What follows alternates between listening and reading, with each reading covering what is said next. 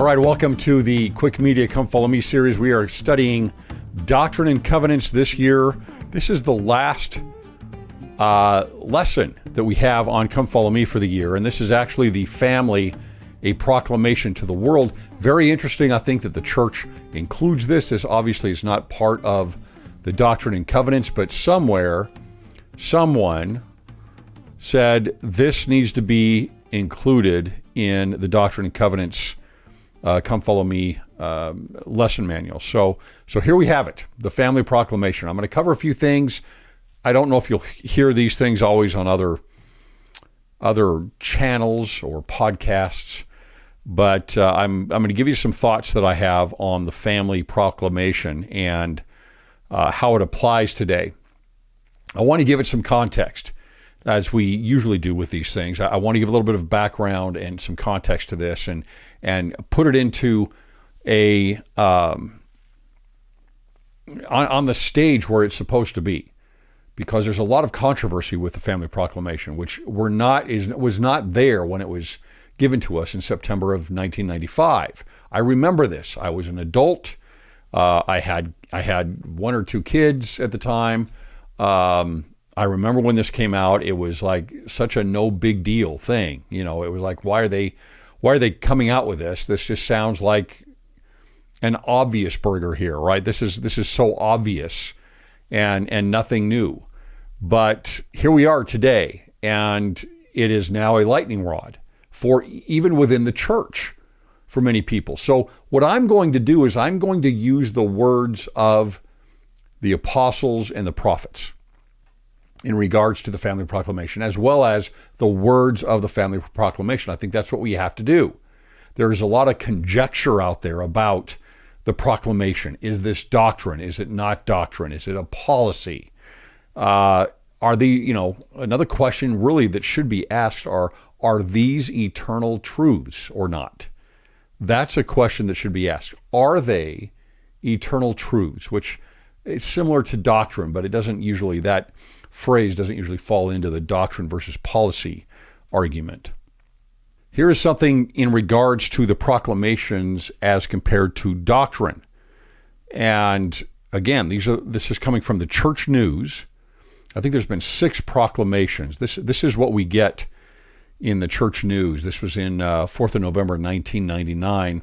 It says, from 1900, during the administration of President Lorenzo Snow, to the current administration at that time of President Hinckley, at the prelude to a new millennium, the First Presidency and Quorum of the 12 have issued statements and proclamations meant to warn and forewarn, to clarify, and to reaffirm church policy and doctrine. This is what Edward Brandt said, who was the manager of the Correlation Evaluation Division of the church's Correlation Department that would put out the manuals and whatnot. He says, there are many voices in the world, and they continue to espouse a variety of views. The purpose of the statements has been to clarify truth, and the same is true for proclamations. For example, the family has been under assault for some time. The proclamation on the family was a way of reaffirming the doctrine of the family in God's plan. Okay, and then we're going to get some other words that are given to us by the apostles and the prophets here toward the end of this episode. Now let's set the stage a little bit for the coming about of the Family Proclamation. This is the way that President Hinckley introduced this in September of 1995. He said, with so much of sophistry that is passed off as truth, with so much of deception concerning standards and values, with so much of allurement and enticement to take on the slow stain of the world, we have felt to warn and forewarn.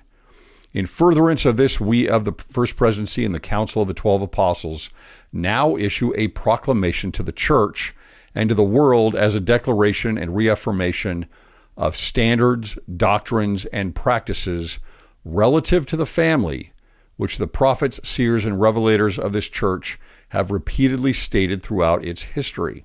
All right, so a declaration and reaffirmation of standards, doctrines, and practices relative to the family. President Oaks gave a talk in, I believe it was 2017, in one of the general conferences there, where he talked about how the apostles, he says he's one of only 7 living apostles that were around at that time in 1995, but he talks about how in that time it took, I think he said well over a year, as they went over these things, they could see the threats that were coming against the family. Now, you're going to have critics of the church that come out against the Family Proclamation and say, well, it's definitely just policy. And really, the way we know it's policy is because there's a lot of the verbiage that you find in what was happening in Hawaii, the state of Hawaii, a little bit before that, where they were beginning to push forward the ideas of same-sex marriage.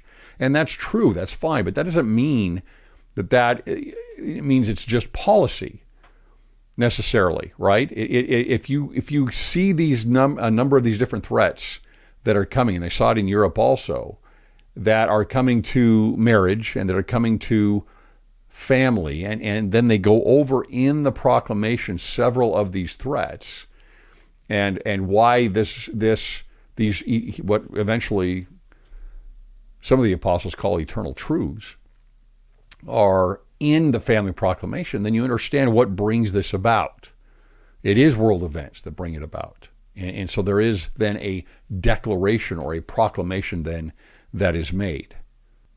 There are many members of the church and scholars, Mormon scholars, that believe that this is only policy. They're going to take that end of the spectrum and run with it.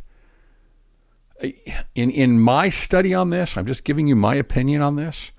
As I read the apostles and prophets that have spoken about this, and the way this is introduced by President Hinckley, it's hard for me to see how this is just a policy. It looks to me like these are eternal truths, according to these brethren, and that the proclamation is to say, look, we stand firm in these things, and the church has stood firm in them.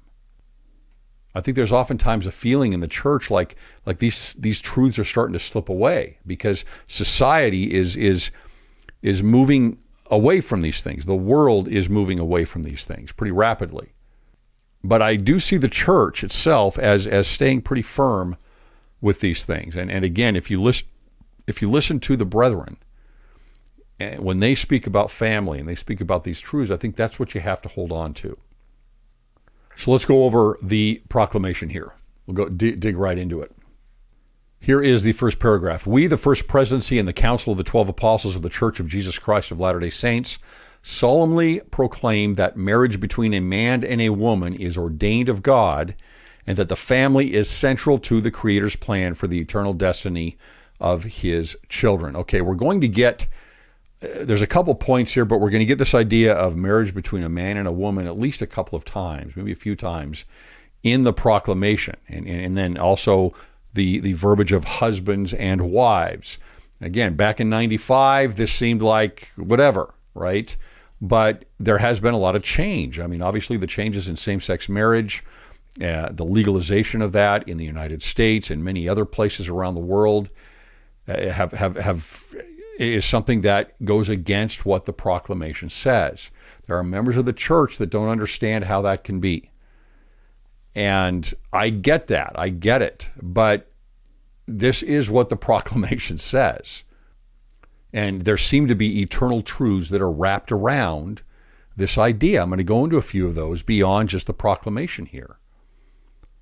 The second point is that the family is central to the Creator's plan. And I believe that wholeheartedly.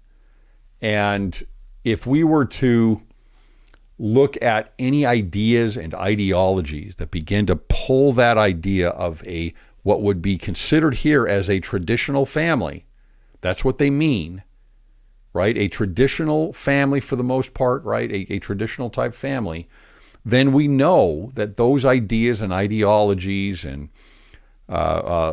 social norms are pulling away from what is central to the plan of our Heavenly Father.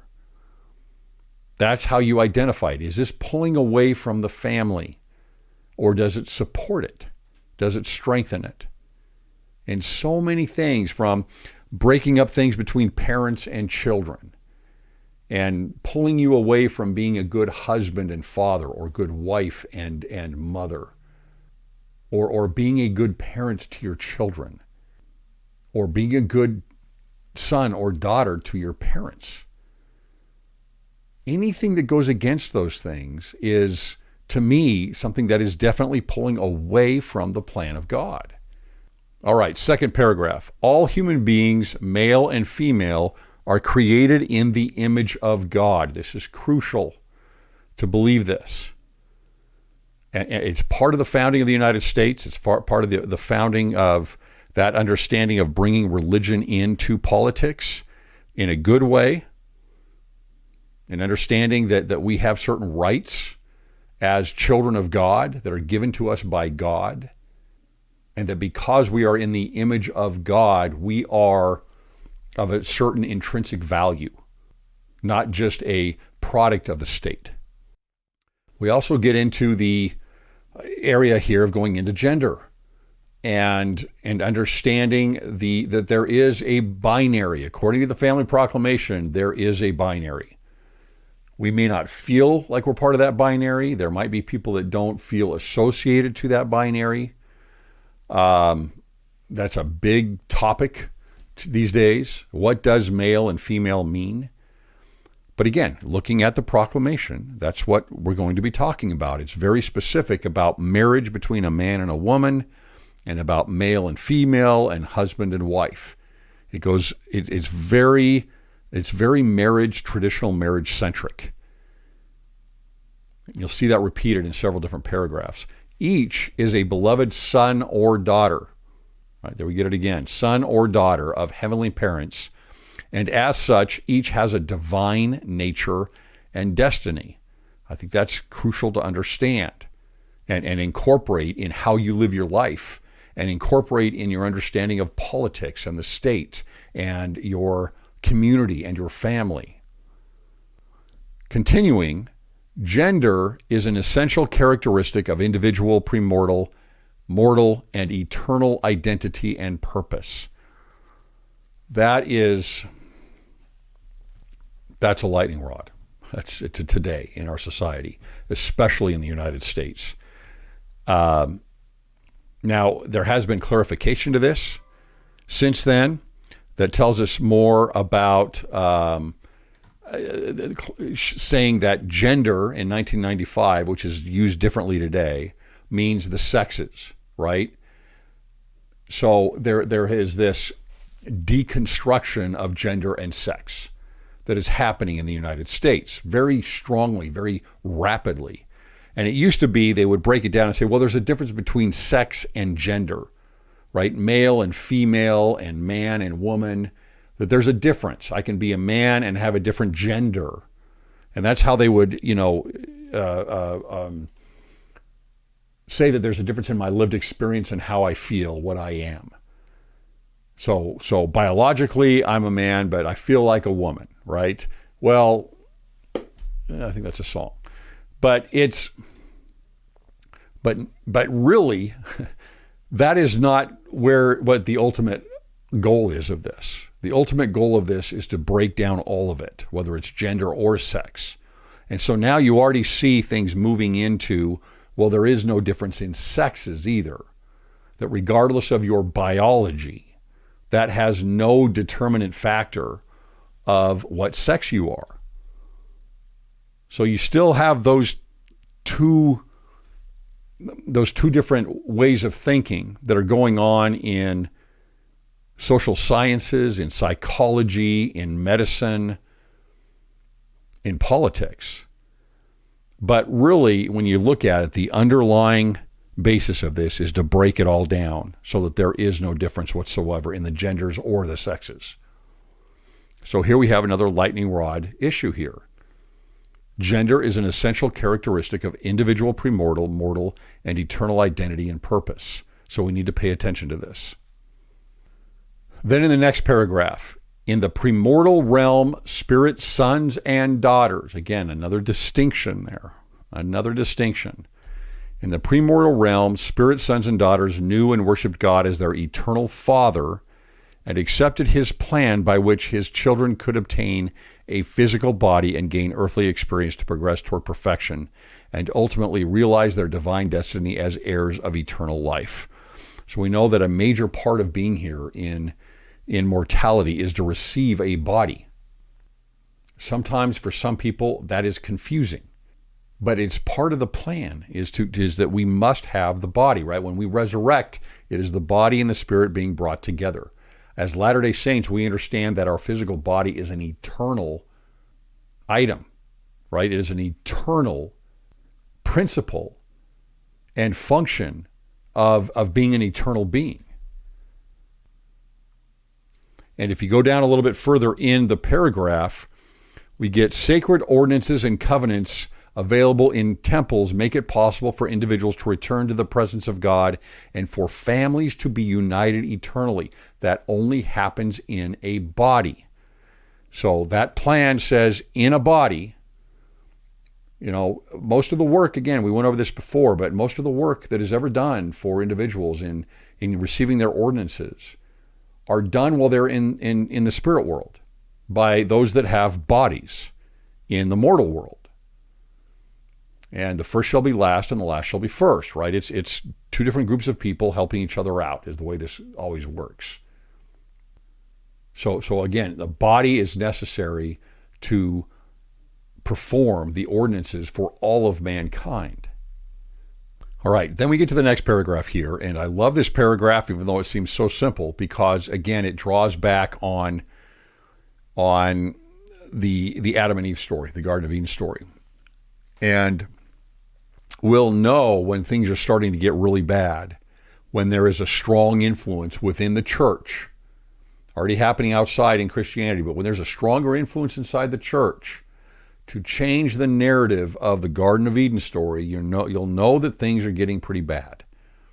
Here's what it says. The first commandment that God gave to Adam and Eve pertained to their potential for parenthood as husband and wife. There it is again.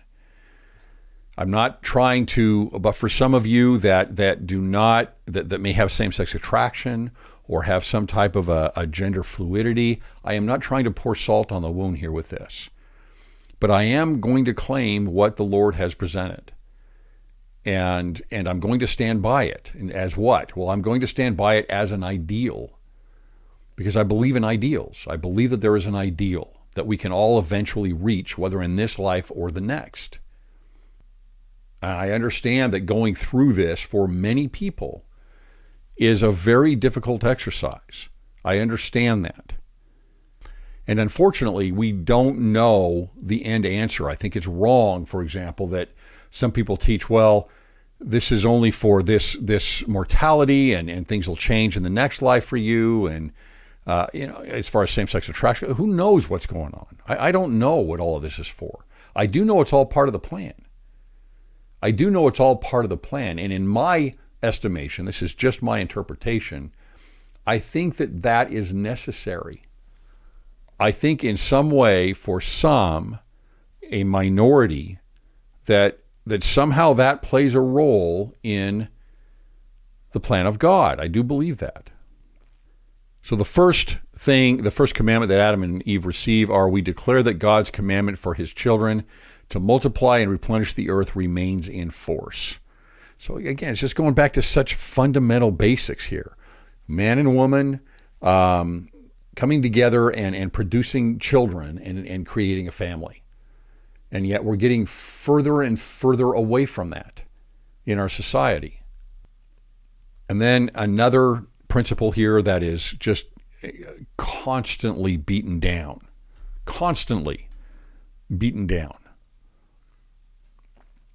This, of all things, I think will make the Latter-day Saints a peculiar people above all, is probably this. It says, we further declare that God has commanded that the sacred powers of procreation are to be employed only between man and woman, lawfully wedded as husband and wife. So, the law of chastity is an eternal law, and it is a law of order. And anything outside of those bounds is outside of the law of chastity. Down a couple more paragraphs, we get this. Again, husband and wife have a solemn responsibility to love and care for each other and for their children.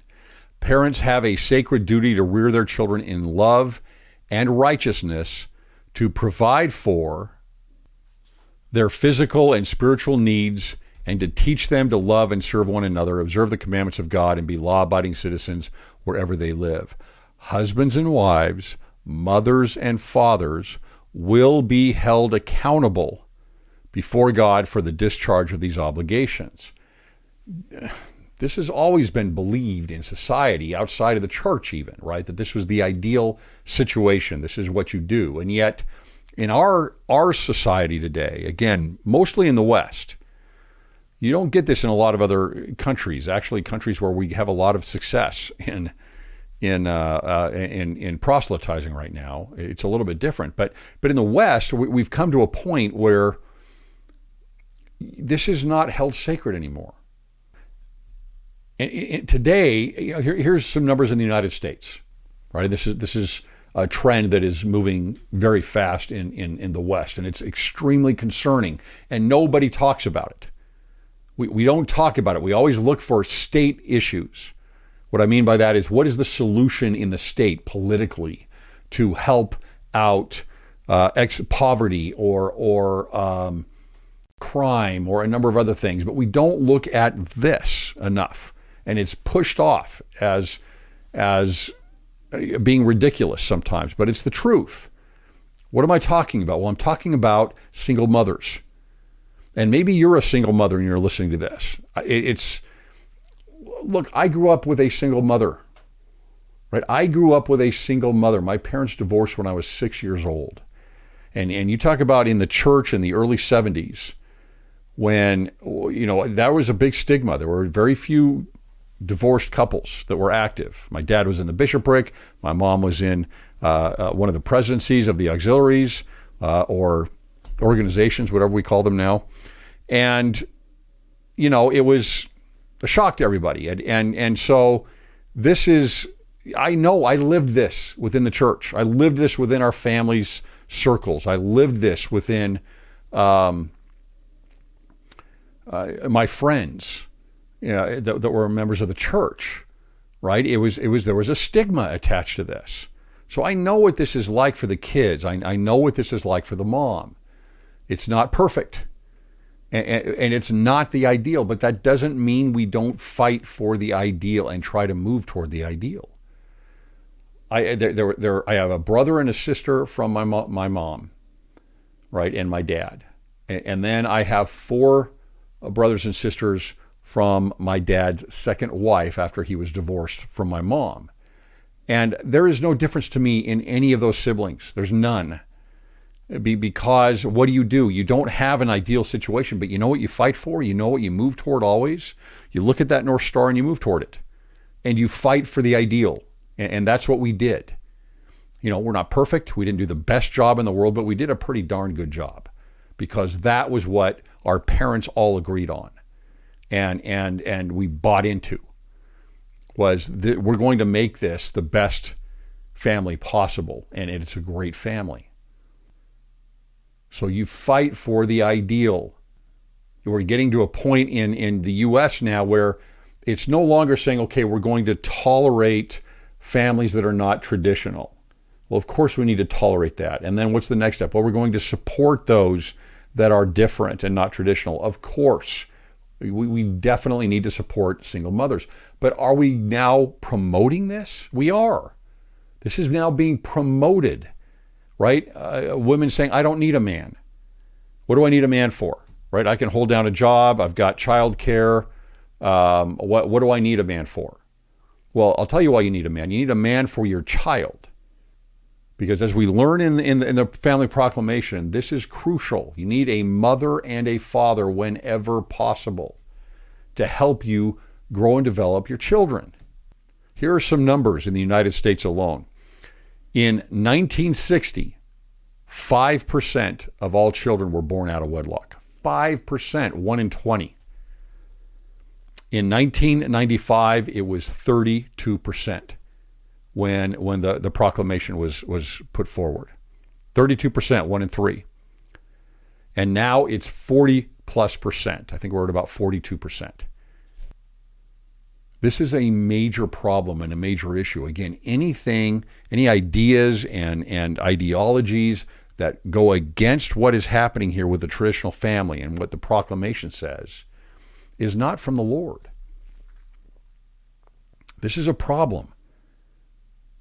And as generation after generation has eventually a majority of kids born out of wedlock soon in the United States, how is that changing our culture? How does that increase problems? How does that bring to pass some of the judgments of God on that civilization? The following paragraph says here, children are entitled to birth within the bonds of matrimony and to be reared by a father and a mother who honor marital vows with complete fidelity. What are we doing to these kids? How are we harming these kids? Right? This is not right. This is not right. Again, sometimes there's no way around it. There's no way around it. But we need to support individuals and policies and government and everything else to help support marriage between a man and a woman, and give kids more a chance to grow and develop within the bonds of matrimony, under those bonds of matrimony.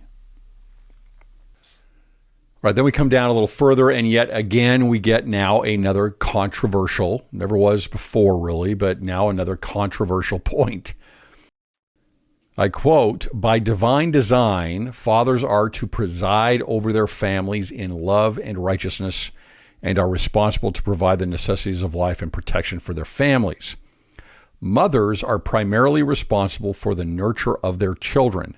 In these sacred responsibilities, fathers and mothers are obligated to help one another as equal partners." So equal partners, but different roles, right? That's, again, to me, this is the ideal. That doesn't mean we all fit into this. I have friends where the wife works full time and the husband doesn't. There's others, and more common is where you have both man and woman, husband and wife, working full time. But what's the ideal? What is the ideal situation? That doesn't mean it fits everybody, but what is the ideal? And I think that this is what we're given here. I think it's the ideal, and there's nothing wrong with that. And yet that is what is, whether it's through different ideologies or social justice or whatever it might be, right? There are focuses on trying to break this down as being old-fashioned and not something that should be carried out anymore. And look, I think every situation is different, and I think that's the way it is for my kids. It's a different situation than it is for us. But for us, for me and my wife, that's what we decided when we got married, was that I would go to work full time. She worked full time until she had our first child, and then she didn't anymore. And from then on, she didn't work full time until our last child was a senior in high school. And so that was our decision. That's what we went with. That's what we both wanted. So that works really well, right? When both husband and wife want the same things that way, then that works really well. That was important to me, and it was important to her. She wanted to be a full-time mother. And by the way, as far as by design, fathers are to preside over their families. I mean, what do you think about that? Here's my personal observation and experience with this. I would say that in at least half the cases, I don't know that that's what happens. I think that I think there is sometimes an absent father presiding over the family, and that it is the wife that actually ends up presiding in many ways. But I also observe that in many of those cases, and overall, especially in the church, I think that women want their husbands to preside. That's my feeling. That's my take on things. I think they want them to preside. That doesn't mean they're subservient. These are worldly things that get injected, ideas that get injected into marriage. That doesn't mean that a woman would be subservient. But to preside, perhaps we can use the word lead. And I think that a lot of women they just wish that their husbands would do a better job of leading their families, which really means serving, right? It really means serving your family. So there's a lot of contention in those roles today. And it's not just a matter of tolerance for other options. It's actually, again, where these roles here, these traditional roles, are downplayed and mocked many times. And then lastly, in looking at all of this together, and again, it's just so interesting going in and reviewing all of this and breaking it down and seeing what world we live in now here in the West, especially, and especially with identity politics in the United States. We then get this. Further, we warn that the disintegration of the family will bring upon individuals, communities, and nations the calamities foretold by ancient and modern prophets. This is so crucial to understand. This is what tears everything down. This is, or at least for us in this dispensation. We warn that the disintegration of the family will bring upon individuals, communities, and nations the calamities foretold by ancient and modern prophets. The family is the primary unit of society and must be sustained and supported and encouraged. And our world, many places in the world, does exactly the opposite. It tries to break it down. This is what President Eyring says of the proclamation. We can expect that God won't just tell us a few interesting things about the family. He will tell us what a family ought to be and why. That's a triggering word for certain ideologies out there, ought. What it ought to be and why. And in regards to the world, right, we've got the proclamation of the family to the world. This is what Dallin H. Oaks says. In his final teachings in mortality, Christ told his apostles, if ye were of the world would love his own. But because ye are not of the world hateth you. This is a talk in regards to the family proclamation and the plan of salvation, given in, I believe it was 2017. And then further, we get from Dallin H. Oaks in that talk on the proclamation. He says, the gospel plan each family should follow to prepare for eternal life and exaltation is outlined in the church's 1995 proclamation, The Family, a Proclamation to the World. He says, those who do not believe in or aspire to exaltation and are most persuaded by the ways of the world consider this family proclamation as just a statement of policy that should be changed. In contrast, Latter-day Saints affirm that the family proclamation defines the kind of family relationships where the most important part of our eternal development can occur. Right? So it's the laboratory for us here in mortality. It's the proper laboratory. It's not always perfect. Sometimes it's actually pretty bad. But for the most part, that is the plan. That is the ideal that we're supposed to shoot for. And we need that strength. Children need that strength. Russell M. Nelson says, the adversary is increasing his attacks on faith and upon us and our families at an exponential rate. So the family is something that helps fight off those attacks. And then finally, on that phrase, eternal truth that I gave you before, here's one example, again from Dallin H. Oaks. I testify that the proclamation on the family is a statement of eternal truth, the will of the Lord for his children who seek eternal life. So I can go back and look at this and say, well, is this just policy? Well, Dallin H. Oaks doesn't like that. He thinks that those that are persuaded by the world consider it a policy. So I need to take that into my consideration when I think about what the Family Proclamation is. And then I can also look at it and judge it for myself. I mean, look how much things have changed in the United States since 1995. We're talking about 26 years. And look how much controversy there is even within the church on the proclamation.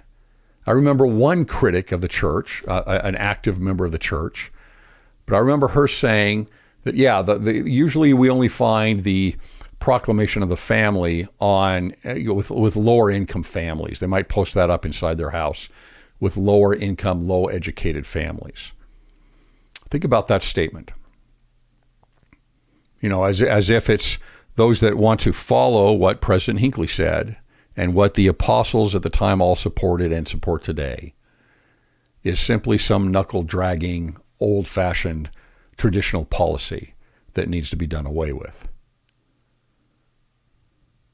If that's the case, I guess that's the case, but it sure doesn't seem that way to me. That's certainly not what President Oaks seems to think it is. And I'm certain that President Hinckley, when he drafted this and introduced it in 1995, didn't see this way. In fact, quite the opposite. These seem like basic truths to me that need to be held on to. And you can see that when you contrast it to the direction that the world is heading. So looking at Elder Holland's speech at BYU over the summer, where he was wishing that there were more people at BYU that were defending what he called the doctrine of the family. I'm going to try and be counted as somebody like that. I'm not at BYU, but I'm going to defend the doctrine of the family. I will have tolerance for those who don't agree with it, that don't like it, and I will love them, but I'm going to defend the doctrine of the family.